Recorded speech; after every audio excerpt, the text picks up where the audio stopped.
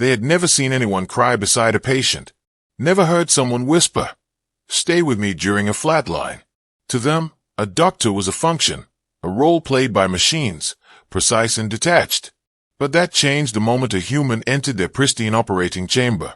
And when she finished, the galaxy would never define Doctor the same way again. They called her Dr. Evelyn Hart, though in the beginning, her name meant nothing to the galactic elite. On the planet Kirellan Prime, home to one of the most advanced medical civilizations in the Orion Arm, she was just the human attachment, a token appointment from Earth's humble health corps.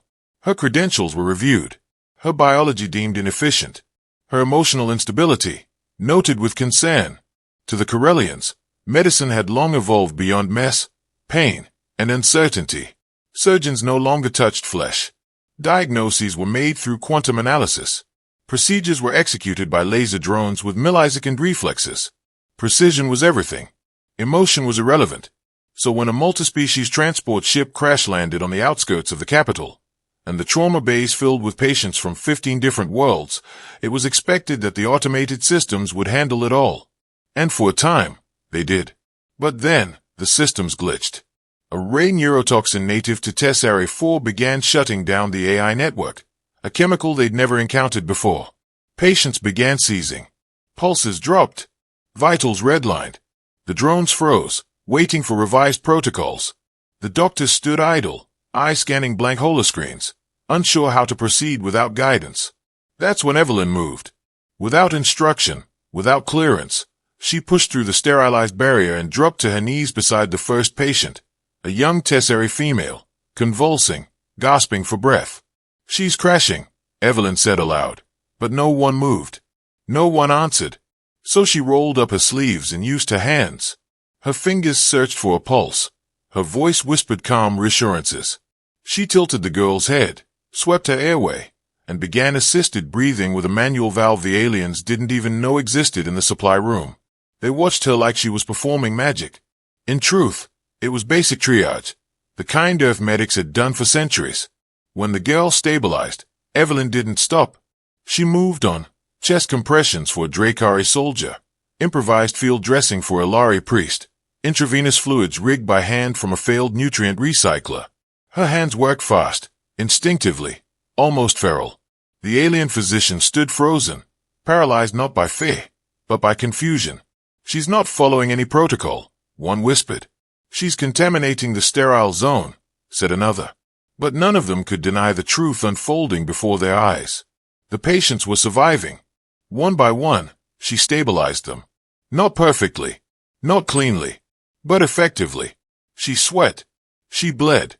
She tore her coat sleeves for makeshift bandages. At one point, her knuckles cracked as she drove a makeshift needle into a collapsed vein with nothing but force of will. And then, after 14 hours, the systems rebooted. The AI reactivated. The surgical drones came back online. Too late. The crisis had already passed. Because the human had done what the machines could not. They summoned her to the Council of Medical Ethics the next day. Her report had already reached the Interstellar Journal of Emergency Science. Headlines across multiple species now bore the same phrase. The human who healed with her hands. But the council wasn't praising her. They reprimanded her. They called her methods reckless, unstructured, emotionally compromised. They said she disobeyed sterile protocol, that her actions were unsanctioned, that her touch introduced a 2.7% risk of cross-species contamination.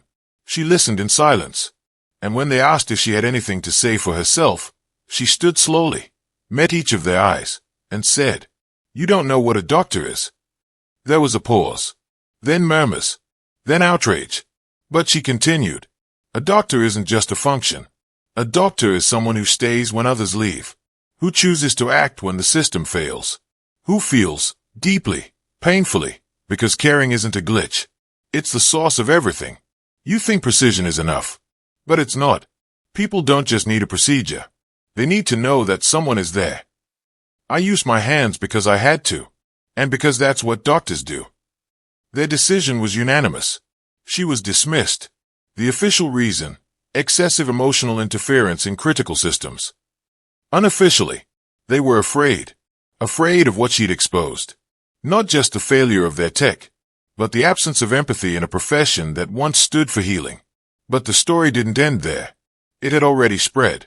Across Kirellan, across systems, across species. Doctors in training began requesting field rotations on Earth. Veteran medics started reviewing obsolete human triage techniques.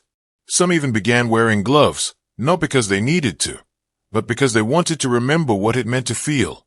And somewhere in the undercity of Kirellan Prime, a young alien girl, the same one Evelyn saved, painted something on the side of a broken med-droid. A handprint. 5 fingers. And beneath it, in shaky letters translated into 4 languages, "Real doctors stay." The girl's painted handprint did not go unnoticed. Someone took a photo. That photo ended up on the local newsfeed. From there, it spiraled, through message boards, alien subspace communities, interstellar student groups. They began calling it the Heartprint. Not a smay, not graffiti, but a symbol.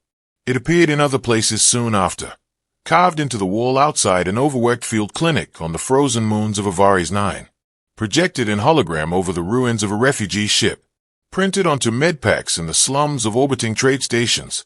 And with every appearance, one phrase came with it: "Real doctors stay." For the first time in centuries, medical institutions began to shift, subtly at first, quietly. Interns were encouraged to spend time bedside, even when no procedures were required. The word touch re-entered their textbooks.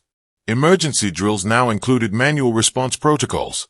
Some alien physicians even began asking, what would a human do? They called it the heart wave, a quiet revolution, carried not through laws or weapons, but through presence. But Evelyn Hart, she didn't stay to watch it. After her dismissal, she declined all interviews. She didn't return to Earth. Instead, she disappeared into the spiral arms of the frontier systems, a place where credentials didn't matter, where automated care hadn't reached yet. She worked in jungles where scanners didn't function, on derelict mining rigs where infection control was a rumor, in underground clinics where no one spoke the same language. But everyone understood what it meant when she reached for their hand. One day, years later, an alien journalist found her on Yedra-6, tending to a Bane victim with nothing but plant paste and soft cloth. When asked why she left everything behind, she smiled, softly, wearily. "I didn't leave anything behind," she said. "I brought it with me. I was never trying to prove anything. I just couldn't walk away." That's what a doctor is. Her words became part of a monument long after she passed. Not a statue. She wouldn't have wanted that. Instead, in the Grand Hall of Galactic Medicine, among glowing data displays and sterile walls, there is a single doorway. Above it, carved in multiple species languages, are just a few lines. This is the hall of those who stayed, where care was chosen over code, where fingers moved when systems froze, where heart ouch on machine. Inside, you'll find no plaques, no gold, only a simple holographic image. It's her, kneeling, sleeves rolled up, palms bloody, eyes locked onto a patient she refuses to lose. And behind her, 1,000 alien doctors watching, not in judgment, but in awe. The galaxy remembers the battles it won, the technologies it built, the empires it raised and collapsed. But deep in the stories they tell they're young, around fires, beneath stars, across data crystals and memory trees, there's always a whisper of the human who didn't run, didn't wait, didn't freeze, the one who stayed, the one who used her hands, the one who taught them what doctor truly means. Years after Evelyn passed, the planet she had once worked on began to quietly change. They didn't erect statues or rename hospitals after her. That wasn't her way. Instead, they rewrote definitions. In the Intergalactic Compendium of Medical Sciences, the entry for doctor was updated for the first time in over 300 years. Below the sterile text about qualifications and surgical branches, a new line was added. A doctor is not just one who heals with tools. A doctor is one who stays, with presence, courage, and care, when all else fails.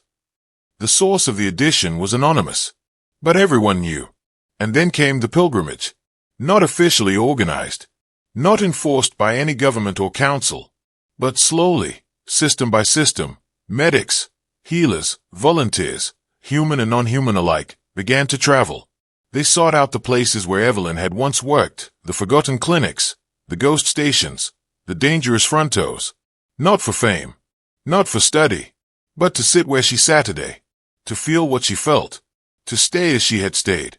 Some would only stay a few weeks, others a lifetime, but each would leave behind a small mark, a sigil, a handprint, a stitched cloth. They called themselves the hands that remember. They were not a movement. They were not a religion. They were simply witnesses to a deeper truth. Machines may be perfect, but care is human. Eventually, Earth took notice. For the first time in history, the Galactic Medical Board offered posthumous reinstatement to a doctor who had been dishonorably dismissed. Evelyn Hart was reclassified as the founding practitioner of interspecies compassionate field response. But by then, her name had already become something greater than rank. In many outer colonies, pulling a heart meant staying behind in a collapsing outpost. In trauma wards, the term heartline was used to describe the moment a patient starts to tame, not because of treatment, but because someone refused to give up. And in first-year med classes across 27 planets, students are told, in every moment of hesitation, ask yourself, what would Evelyn do? No one knows where she's buried. She had no children, no official legacy. But in the gardens of the rebuilt med bay on Kirellin Prime, there's a small stone bench. No plaque, no name. Just 5 shallow grooves carved into its surface, where a tired doctor once rested her hands after a long shift. Sometimes, when the light hits just right, it looks like someone is still sitting there, watching, waiting, ready. And when storms rage, or when power systems glitch, or when the whole galaxy seems to freeze with fear, doctors, real ones, feel her presence beside them. Quiet, steady, a human, a healer, the one who stayed. It was the year 3429 Galactic Standard, when a young alien named Sixkill, freshly graduated from the Zentari Academy of Medical Precision, found himself assigned to a refugee vessel in orbit over a shattered moon. He was tall, slender, skin like brushed copper, and had been trained in perfect surgical technique, laser-assisted microsurgery, neural mesh repair, nanobot deployment.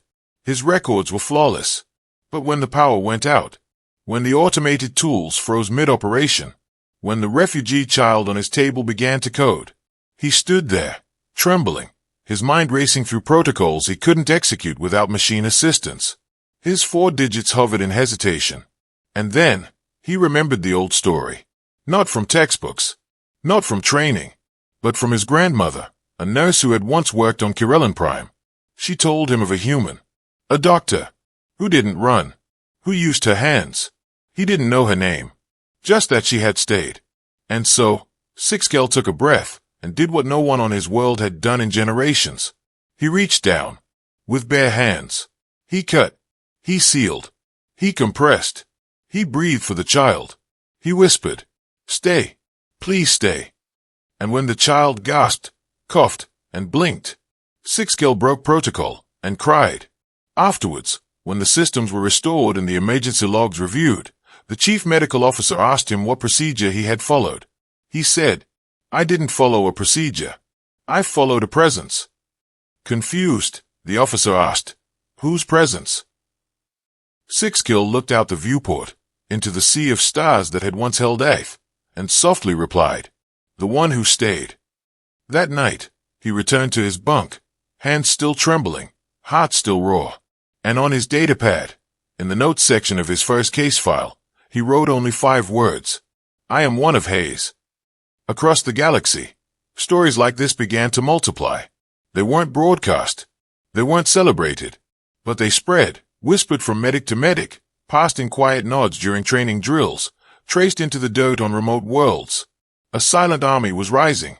Not of soldiers, not of engineers, but of doctors who knew that to heal was not just to fix, but to feel. They carried no banners. They followed no leader. But they all bore the same mark. A memory of a human, named Evelyn Hart, and far beyond the edges of charted space, in a place where no system claimed ownership, a clinic stands carved into a canyon of black stone. Inside it, etched into the center of the floor, is a worn message in many tongues. When systems fail, stay. When light fades, reach. When life slips away, hold on. You are not the machine. You are the touch. Above the message, embedded in the ceiling, is the oldest human relic ever preserved in an alien archive.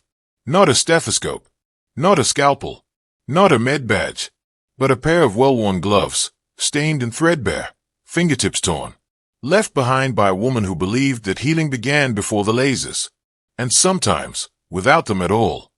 50 years after Evelyn Hart first touched the cosmos, the Galactic Health Concord met to rewrite the oath, a pledge every medic takes before their first deployment. The original version, written in cold, algorithmic language, had stood for 300 years. But this time, things were different. This time, humans were present. Not just one or two Earth-born diplomats, but hundreds of doctors from across the spiral arms, human and non-human alike, who had trained under the new philosophy, a philosophy rooted not in flawless execution, but in connection. The final version of the new oath included a passage, spoken in whispers, in tears, in resolve. I will stay.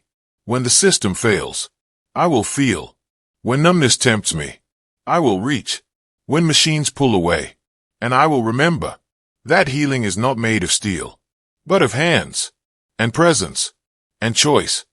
They called it the Heart Addendum. Even the most sterile corners of the galaxy began to bend.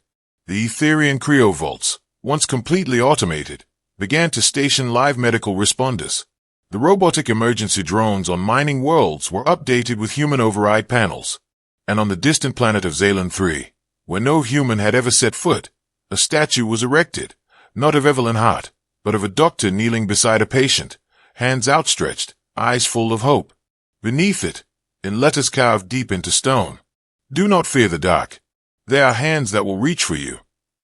But what no one knew, what never made it to the headlines, was that Evelyn's story was not entirely over. Because deep in the red dwarf systems of the fringe worlds, a signal emerged. Weak, fragmented, encoded in an ancient Earth dialect, long thought extinct. A forgotten med drone picked it up and relayed it through a long-dead emergency channel. The message was short, corrupted, but decipherable. It read, Drive E-Heart, coordinates logged, outpost intact, one patient alive, staying, still staying. The coordinates pointed to a planet marked uninhabitable, no known settlements. And yet, somewhere, on a dead world scorched by solar storms, where scanners failed and satellites gave only static, a pulse was registered. Not mechanical, not synthetic, human, still beating, still working, still staying. In that moment, the galaxy paused, and a question whispered through the minds of millions. What if she never left? What if she's still there? What if Evelyn Hart is still holding on? No one knows for certain.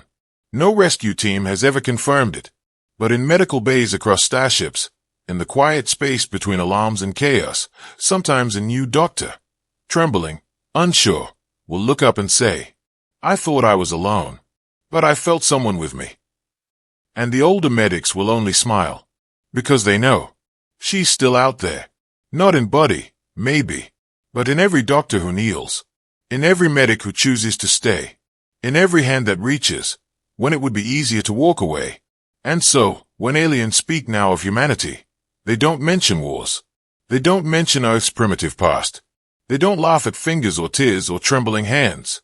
Instead, they say, with reverence, they gave us Evelyn. They showed us what doctor means. They reminded us to stay. The galaxy had changed, not in the way of war or empire, but in medicine, in memory, in meaning. Evelyn Hart's name had passed into legend, yes, but something more dangerous, more beautiful had happened. She had become a standard. Medical academies now taught the Hart method, a philosophy that began not with equipment, but with empathy. Every first-year medical cadet was given a manual, small, printed, old-fashioned. On the first page, before anatomy or procedure or protocol, it read, You are not just a fixer. You are a witness. You are a presence. You are the reason someone believes they are not alone. But legends, they invite curiosity. And soon, curiosity bred obsession. A team of xenohistorians from the University of Kepler's Reach launched the Hart Recovery Expedition, a deep space mission with one goal: to find the place where Evelyn Hart had made her last call. No record existed of her death. No remains. Only that final signal, now archived in thousands of languages. Still staying. They called it a myth. A poetic end. But one human researcher, a soft-spoken woman named Dr. Mara Juno, believed otherwise. She spent 17 years decoding old stellar drift charts, debris paths, and gravitational anomalies. And one day, she found something. A pattern. A point in space where radio waves seemed to bend, subtly, like they were moving around something that shouldn't be there. Hidden. Protected. Alive. They arrived at the world-designated Zeta Red 131, a lifeless rock, scorched by solar flares, buried in radiation storms and static fields. No satellite could penetrate it. No drone lasted more than a few minutes. The planet rejected technology. So Dr. Mara did what Evelyn once did. She walked in. No suit. No machine. Just instinct and a bag of first aid, old-world syringes, and a necklace bearing 5 tiny notches. One for each patient she'd lost, one for the one she refused to let die. Inside a collapsed ravine, she found it. Not a fortress. Not a lab. A tent. Weathered. Torn. Made from medical torp and old crash wreckage. And inside, a voice recorder. It clicked on at her touch. A dusty light blinked. If you're hearing this, then you're a doctor. And you stayed. Mara dropped to her knees. Tears poured silently down her face as she listened. Evelyn's voice, older, softer, played message after message. Logs of patients she treated alone. Stories of love, loss, and laughter. A lullaby sung in 3 alien dialects. And finally, a whisper. Still staying. Always. If you're here, it means you're staying too. Welcome, Doctor. Now, keep going. Mara emerged 2 days later, changed. She said nothing to reporters. She released no scans. She filed no official report. She simply returned to her home station, reopened a failing clinic, and carved something new into the wall above the emergency entrance. 5 notches. And beneath them, a message. Still staying. That phrase would once again become more than legend. It would become a greeting among medics. One would say, still staying. The other would reply, always. No salute. No ceremony, just the sacred exchange of those who understood, because in the galaxy of glittering stars and flawless AI, where battles were fought in light years and treaties were written in light, there still remain places where the only thing between life and death was a human, a heartbeat, a pair of trembling hands, a doctor who stayed. It wasn't long before the phrase still staying passed beyond the world of medics. It began appearing in strange places. Painted on the hulls of civilian ships crossing war zones, whispered in the trenches by battlefield nurses, carved into stone by villages too poor to afford scanners, but rich in presence. Children, orphaned by galactic skirmishes, were taken in by clinics bearing the heart handprint, 5 lines painted across the doors, like fingers stretching forward into the unknown. These weren't hospitals anymore. They were sanctuaries, places where the only promise was this. Someone will stay. Even when no one else does. Even when it's messy. Even when it hurts. And in the deepest corners of the galaxy, the parts not shown on maps, where light takes years to travel and sound never returns, whispered tales began to spread. Of a woman with weathered eyes and hands like folded time. Still moving between settlements. Still responding to distress calls long lost in space. Still stitching wounds with thread. Still staying. One child, a young boy from the storm-racked mining colonies of Juralis 7, told a story no one could disprove. He'd been dying of infection, abandoned after a cave-in. His comm beacon was broken. He was alone, shivering, fading. Until she came, wrapped in a faded coat, her hands shaking as she cleaned his wounds. Her voice hoarse but kind. She stayed with him all night. And when he woke, she was gone. Only 5 handprints remained on the metal beside his bed. When he told the medics what she said before she left, they wept. You're going to live. Now do something with it. And when you see someone hurting, you stay. He grew up to be the chief of emergency medicine for the Trinary Alliance. And on the collar of his uniform, next to his badges of rank and honor, he wore a piece of torn glove, encased in crystal, faded, but sacred. He never said where he got it. He never had to. Eventually, the Galactic Archives gave up trying to explain her. Evelyn Hart became Category 7, myth-adopted legacy figure. But those who knew, those who had seen her work, felt her spirit, carried her methods, they smiled at the word myth. Because they understood the truth. She was never meant to be believed. She was meant to be followed. And so, the heartprint endures. In every corner of the stars. In every hand that reaches out instead of turning away. In every moment where someone kneels beside the dying, trembling, unsure, and chooses to stay anyway. Because that is what it means to be a doctor. Not to cure everything. Not to be perfect. But to be there. To stay. Still. Always. Forever.